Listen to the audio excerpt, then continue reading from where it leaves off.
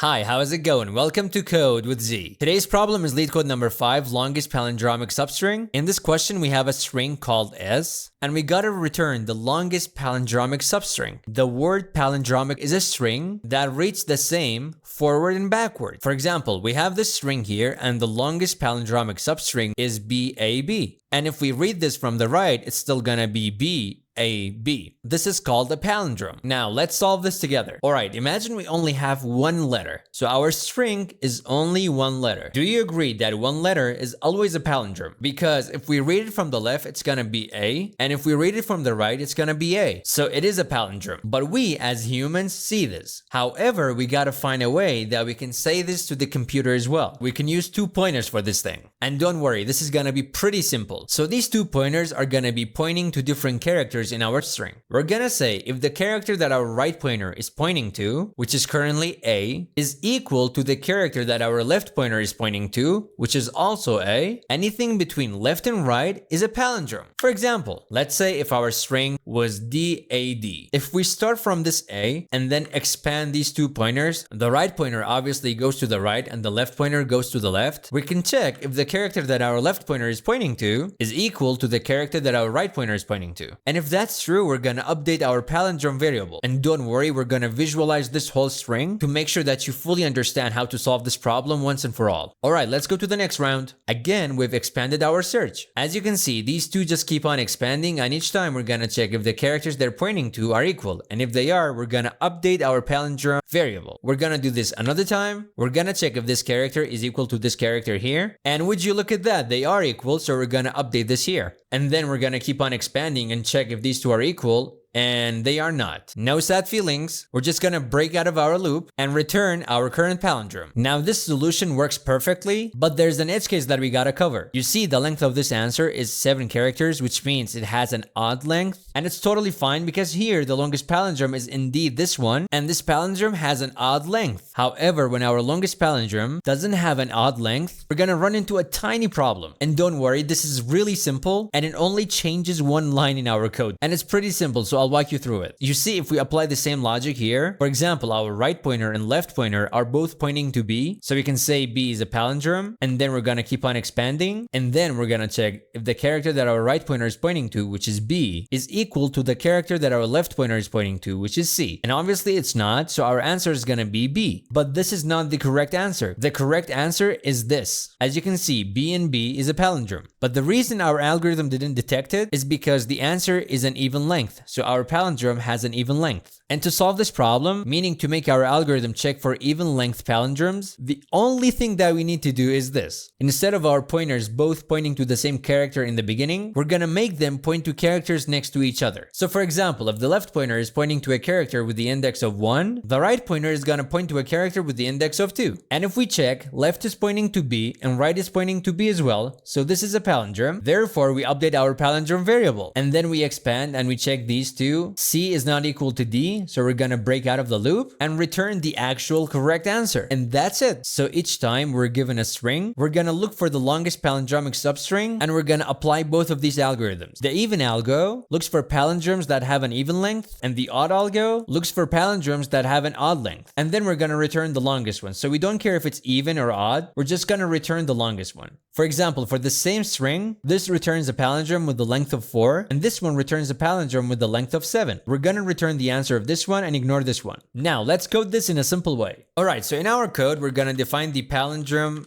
variable to keep track of our palindrome, obviously. And then we're gonna define a for loop. I is equal to 0. I'm gonna explain all of this again in the code, so don't worry about it. We want the loop to keep on going as long as I is less than the length of S, and then I++. Now we are inside of our loop. Here we gotta look for odd palindromes and even palindromes. How are we gonna do this? Well, it's pretty simple. To keep this clean, we're gonna define another function here, and we're gonna call it isPalindrome. And don't worry, this is gonna look pretty familiar. This function takes 3 inputs: left, right, and a string.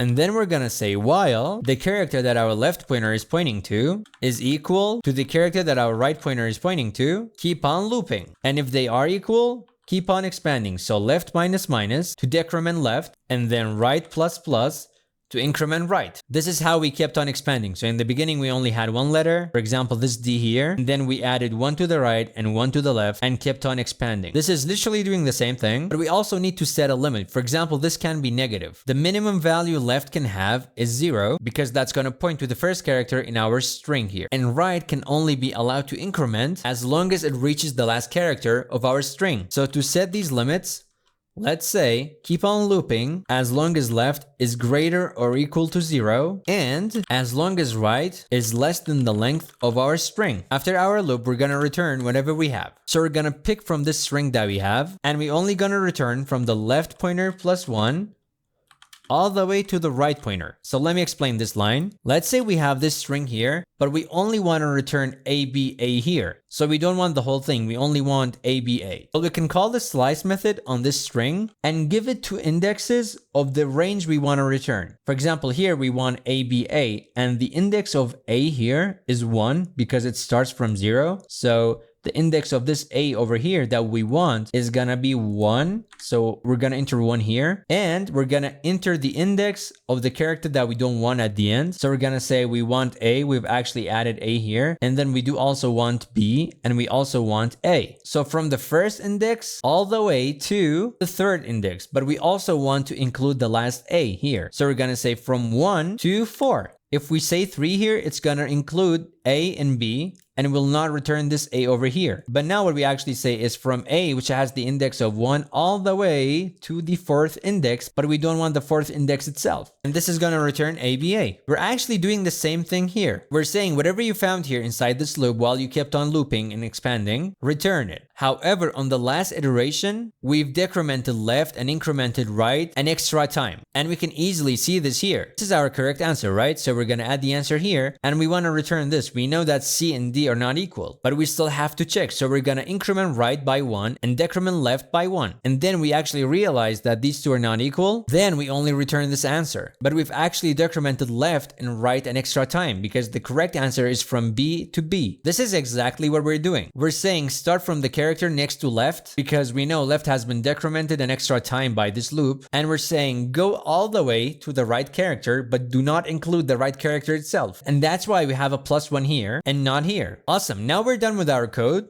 So let's call it inside of our for loop. As you remember, we had a for loop here, and we're looping through the different characters, and we're gonna call our isPalindrome function. So it needs a left, which is gonna be I. And again, I is the variable we defined here, which is looping through all of the characters that we have. And then we give it right. But for the odd palindromes, it's gonna be the same thing. So I, and then we give it the string. We're gonna repeat the same thing here. So let's copy this and paste it. The only thing that changes is that left and right are not equal when we're looking for even palindromes. So this is gonna be I, and this is gonna be I +1. And as I promised you, the change is literally one line. This is gonna look for even palindromes, and this is gonna look for odd palindromes. You might have a question about the 2 loops that we have. This while loop here is for expanding and returning the palindrome itself. And this for loop here with its I variable, it's choosing where right and left are pointing to. For example, again, if we had this string, if we initialize left and right to the first character, when we loop, left is gonna be less than 0, and our longest palindrome is only gonna be B, because we've already broken out of our loop since left is less than 0. But if we start from this center here and keep on expanding, we can see that we have ABA, which is actually one of the longest palindromes here. So it really matters where we tell left and right to start from. And this is what loop is doing. We're checking all of the possible starting points. Because the first time I is gonna be 0, and we're telling them to start from the index of 0. And then we're gonna increment I and ask, what will happen if we start from the first index and then the second index, and so on and so forth,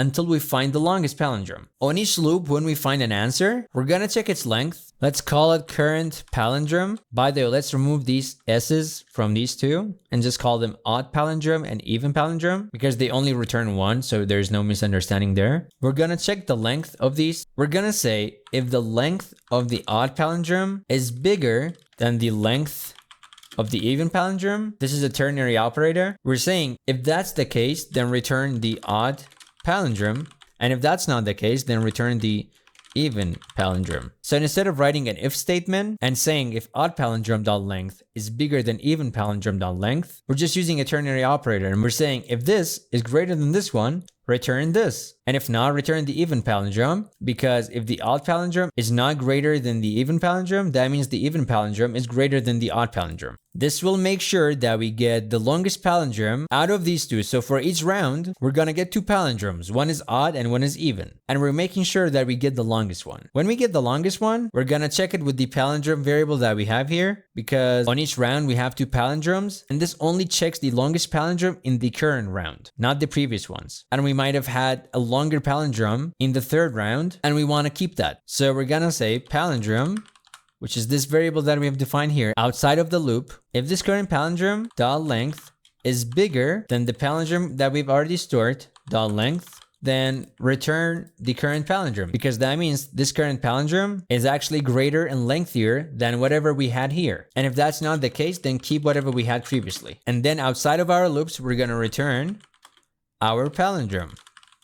This is all of our code. It was 23 lines, and now let's actually test it. So let's run this and see if we pass the tests. As you can see, both of them are passed. Now let's actually submit it. Moment of truth. Let's see if we're gonna pass it. Come on. And there we go. Awesome. Thanks for watching. Don't forget to like and subscribe and keep on coding.